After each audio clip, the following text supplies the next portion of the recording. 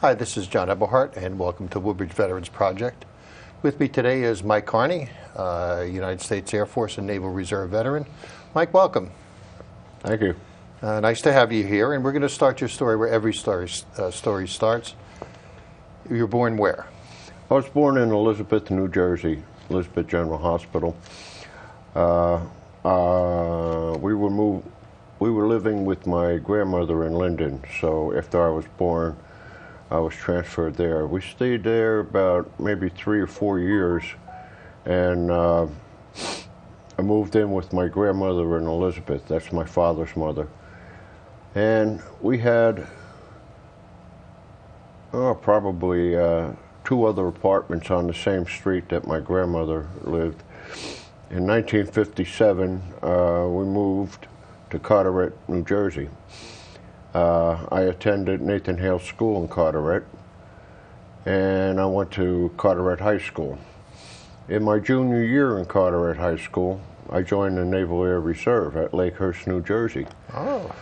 So I loved aviation, and this would fall right into my Lakehurst, pocket, yeah, right? it was a good spot. However, upon graduation, I got orders to be in an engine gang in the Navy, and I didn't want that. I wanted aviation. So I got the Air Force recruiter, and he was able to transfer me over. Now, I'm sure the Air Force has very similar to the other branches of service, the dream sheets where you fill out what you would like to train on. Did you do that in the Air Force? Yes, we had a general test that we went in for the Air Force, and it was the Air Force needs compared to what you wanted. I guess the Air Force needed jet mechanics, so I was assigned to the jet mechanics. I took basic training in Lackland Air Force Base in Texas. I can remember a few things from basic. The gas chamber was one. That's not a fun event. No. We had masks on when we went in. We had to take them off. I think we stayed just a few minutes, maybe 5 minutes. We jumped out the window, and just to clear everything out. Now, at any time did they have you take the mask off? While we were in the gas chamber, yes. Then the only other thing I could remember from basic was we had a rope going across this pond, and the DI said there's snakes in this water. So the kid in front of me just froze. So I'm on this rope.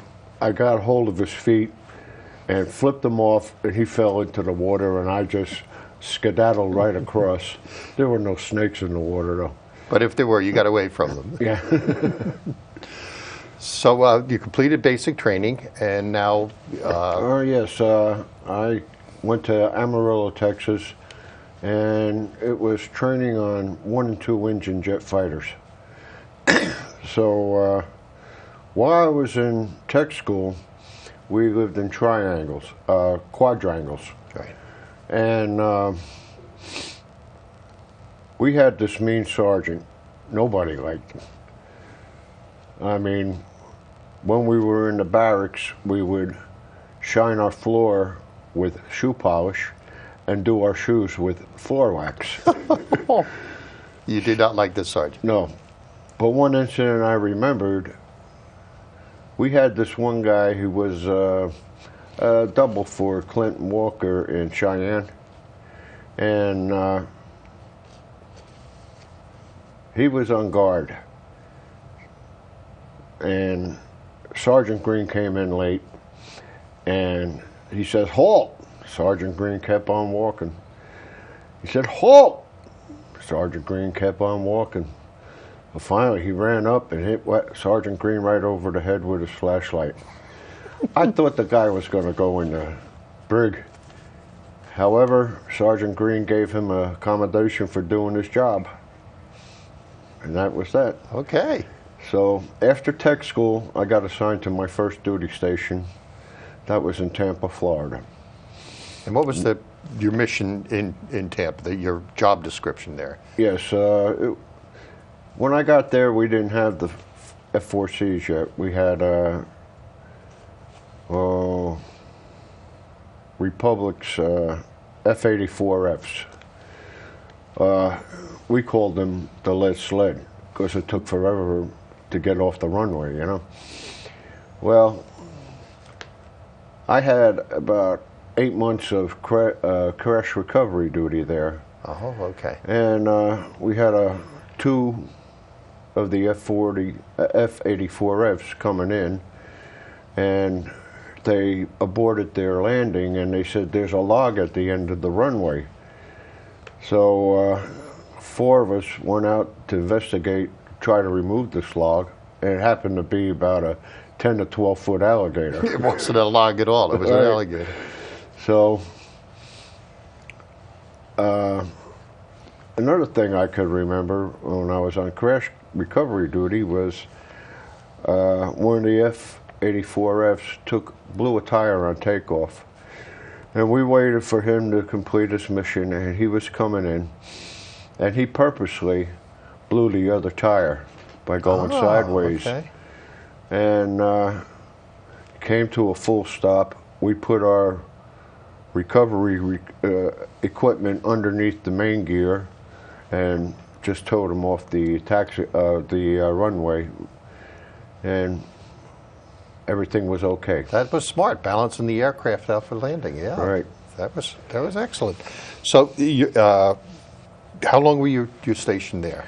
I was there about 3 years, and I went home on leave, and I didn't know this, but my squadron went TDY, which was a temporary tour of duty, Right. to Thailand. And I was reassigned to our sister squadron, the 12th FMS. FMS stands for Field Maintenance Squadron. Okay. And they were going PCS, which was permanent tour of duty, to Vietnam. Well, that was the options weren't great, man. but So while I was in Vietnam, the original squadron that I was in, they came into Vietnam, okay. and they were visiting us. And they said, "Mike, you got a raw deal out of this." You did. I said, "Well, that happens." Now you didn't. Your transfer from the United States to Vietnam, I'm sure, wasn't on a beautiful United jet or. No, we flew over on C-130s, and we had stops in California, and then in the Hawaii, Okinawa, and then from Okinawa we flew into Vietnam. So how long did it take you to get there? Roughly 40 some hours. Wow. So when we flew into Vietnam, apparently we were advance party because there were no barracks there. There was nothing. We had to build our own tents, and we had 6 hours at our job, and then 4 hours at base construction. So that I got there in October of '65, and then in April of '66 there was a big influx of personnel that came in. So then we went to 5-day work week and 2 days off. The climate there had to be awful. How was it working in the jungle? Because I imagine the air base was in the jungle. Cameron Bay was on a peninsula, and it was old sand all over. I went to the Bob Hope show over there, and he says this would be a great place for an R&R for camels. But so it's sand. How did they land? What kind of runway would you make? When I got there, we had a PSP runway, and that was like a piece of aluminum with all holes in it. So with the monsoon season and everything coming on, it would sink into the sand. So then we got great aluminum sheets, about 10 foot long, and 4 foot wide. And we made a complete new runway out of this, and it worked great. Okay. So, and your mission there was mechanic, or? Yes, I was a mechanic, and we had mechanic duties for 6 hours and 4 hours at the base construction. In the FMS field, we did heavier maintenance than the OMS, which was the operational deal. That's when the plane landed, would come in, OMS would park it, check the logbook to see if there were any discrepancies. If there was a major discrepancy, they would refer to us, and we would come out and fix it. Okay, so we got your mission. Now you're sending these aircraft off. What was their mission?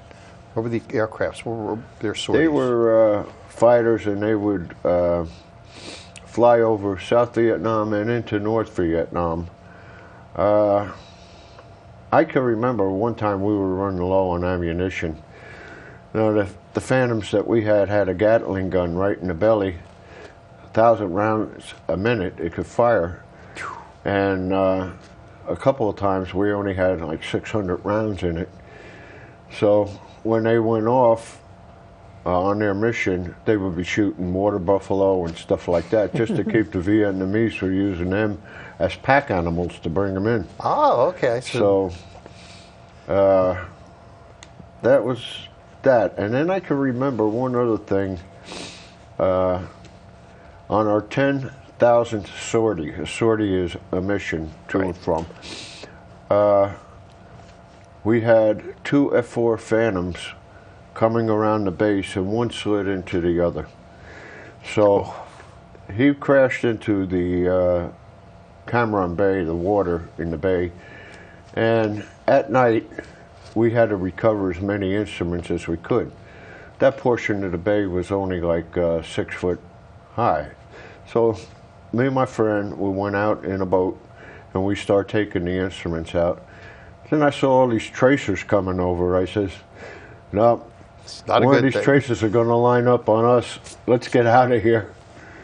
That's not a good thing, no. No. Now, and again, it's in the jungle, and the climate, was it hot? The temperatures? During the summer, it was about 115 degrees. Oh, wow. And humid. We were living in tents, roll up the sides just to get whatever breeze we could. It wasn't until a year later that they built barracks for everybody, and then they had roads. Ours were just sand roads. Right. Was a desert. Yeah. Oh yeah.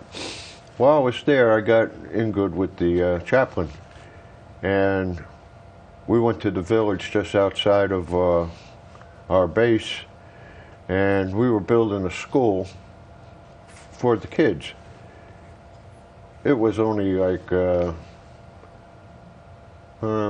maybe 20 feet wide by 40 feet deep, but it was all louver sides where they would get air. So you were making this schoolhouse for the local children there in Vietnam. Right. All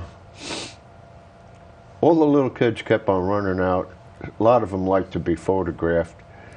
So I saw this one little boy, and I picked him up, put him on my shoulder, and I had my friend take the picture.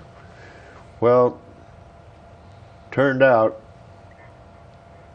after many years after I was discharged, and my son was born, when he was about 4 years old, I said, Matthew, you see this little boy? That's your half-brother. I hope you corrected that now. Yeah. Okay, so that to this day he doesn't think that right. He has a half-brother in Vietnam. Right. While you were there, now you were in Vietnam for how long? I didn't have, you were supposed to be there for 1 full year. Correct. I didn't have enough time left in the service for 1 full year, so I was there for like 8 or 9 months. Now I'm sure they didn't want you to leave. No.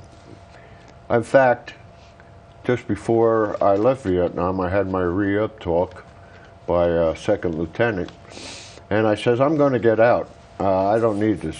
So the second lieutenant says, look, I have to give you this re-up talk. I said, okay. So he goes on and he says, I'll give you an increase in rank, $5,000 re-enlistment bonus. You'll have commissary privileges, free dental care for you and your family.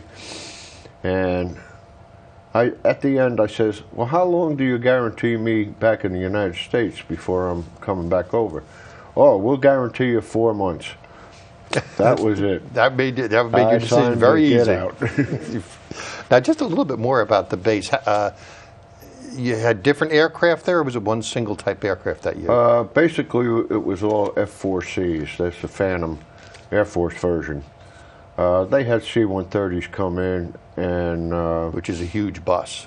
Yeah, and they had some World War II airplanes come in that were flown by the Vietnamese Air Force, South Vietnamese Air Force. They looked like Douglas Dauntlesses, and they just come in for refueling. So you didn't have to maintain that? No, we didn't maintain them, and in fact, I saw one being refueled, and we had some South Vietnam Marines, ROC Marines, encircling the airplane, and they didn't get along with the South Vietnamese on the aircraft side. So as soon as this was fueled, the propeller went off and he took off. He didn't want any counter-filtration with these. They carooned them off, and that was it. Right. They sealed them. Okay. Yeah, can you give me an average day there? On the base? Day. All right. We got up, went to the mess hall, and our mess hall was only opened 1 day a week. We were living on sea rations. Oh, you're kidding! 1 day a week was when you had on hot Thursday chow? they gave us steak and stuff like that, you know. However, the sea rations were okay. I couldn't eat the eggs out of them, though. And my sea rations were dated in 1943. That's fairly new. That's the one year I was born in. So after breakfast, we would go and perform aircraft maintenance down at the flight line. And then we would go on base construction. Oh, okay. We would have, we built the Airmen's Club, foundations for the buildings that would be for the barracks of the troops. However, I left before all those barracks were completed, and ours was just tents. So you, besides mechanic, you were construction? Well, yeah, everybody was. Okay. I can remember one thing. In the middle of the monsoon season, which was around October and November, they had a gigantic toilet right in front of our barracks and across from the other barracks. Had 32 latrines in it. Well, one of these guys had to go into the barracks to poop, and the wind got so fierce it just blew the tent down. So he was sitting there on just a toilet by himself. AKA MASH, yeah. So, speaking of those sort of things, when you lived in your tents, you had foxholes? Yes, we had 4 foxholes, 2 on each side of the tent. I can remember one thing, our mama son, every time she would come in and somebody would get a package from home, she had her hands out, you know. Now, just for our folks at home, a mama-san is not somebody we brought over from the United States, right? No, she was a local laborer over there, and she would do our laundry and keep the tent clean and stuff like that. However, her hand was out all the time. So I got tired of her with this, and I had some X-Lax. Instead of giving her 2 little squares, I gave her 2 full bars. So she ate it, didn't come to work the past 2 days, and I guess she still had the runs. Well, she pooped in my foxhole. That's to get even with me, I think. Yeah, she got her revenge finally on you. Right. Yeah. So, so there were long days you had in. Yeah, they were 12-hour days. And you mentioned the monsoons. How horrible were they? The monsoon season lasted, well, probably until December. Winds, rain, and even though it was hot in Vietnam, with that rain and the wind, you got chilled all the time. Oh. When we take a shower in the morning, what we had was like a Lister bag in this one end tent, and we would go on, turn the water on, take a shower. But I'll tell you, I would have goosebumps all over me after the shower. Were the evenings cool, or did they stay the hot? evenings during the monsoon season got cool. During the heat of the summer, it went down to about maybe 95, 90 degrees. That's it. It's brutal. I felt sorry for the GIs that had to go out into the jungle with all that. In fact, I was on my 3-day pass, and I went to a place called Nha Trang. It was a French village that now was occupied by the Vietnamese and the Americans. Well, we went up there, and I went to the local bar. We had some drinks, and then I went back to the tent where we were staying at. And these poor GIs came in. They were on 30 days search and destroy missions. They didn't take a shower or bath in 30 days. Red clay all over them. They were eaten up by the bugs. I just said, I'm so glad I joined the Air Force at that time. Yeah, those are the 30 days out in that 90-some or 100-degree weather, and, right. And besides dealing with the enemy. So you would have time. They would give you time off. They would give you not obviously not weekends, but they would give you some R&R. Yeah, from R&R I went to Hong Kong. Okay. This is after the big influx of people. That was in April of '66. Okay. We had. Oh, that's when things were gearing up. Yes. Yeah, I had my R&R in Hong Kong, and I went back to Cam Bay, and I left there in I think June of '66. But then, taking off from Cameron, I flew into March Field. We flew Continental Airlines coming back. Oh. And saw 3 movies on the plane. Real life flight attendants? Oh, yeah. Oh, wow. They had their behinds pinched a lot. And we landed 15 minutes before we took off. Time zones. Oh, okay, okay. Oh, wow, okay. So you're back in the States. Right, and we couldn't separate because we landed on like a Friday afternoon. So they put us in the motor pool, and we had to put safety belts on all the cars coming in. So they put you back to work? They put me back to work.